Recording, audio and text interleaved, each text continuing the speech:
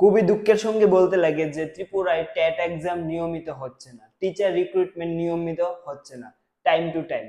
টিআরবিটির প্রধান এক সময় বলেছিল যে টেট এক্সামটা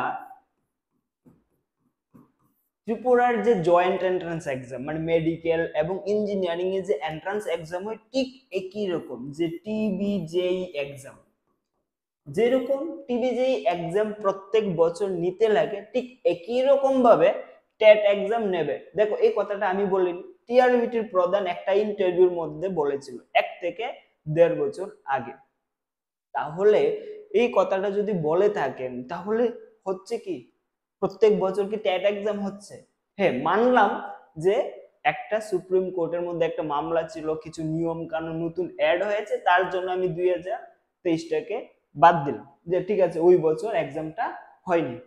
এখন কি প্রবলেম 2024-এ? 2024-এ প্রবলেম কি? ইলেকশন। কি ইলেকশন? লোকসভার ইলেকশন, পঞ্চায়েতের ইলেকশন, ঠিক আছে, কিছুদিন পরে তো আবার পৌরসভার ইলেকশন আসবে, সেই কারণে টিআরবিটি এখন পরীক্ষা নিতে পারছে না।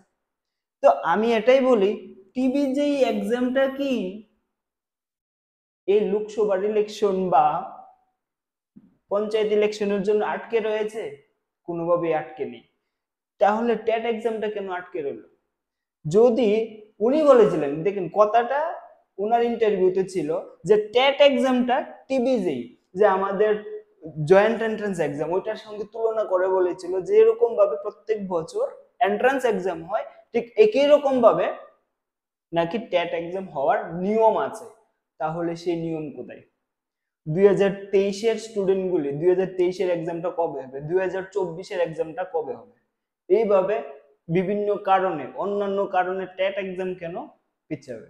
তো এই কোশ্চেনটাই আমার, যে যদি টেট এক্সাম টিবিজেই যে ত্রিপুরা জয়েন্ট এন্ট্রান্স এক্সামের মতন হয়ে থাকে, তাহলে টেট এক্সামটা ইলেকশনের জন্য পিছাচ্ছে, তাহলে টিবিজি এক্সামটা কেন হচ্ছে?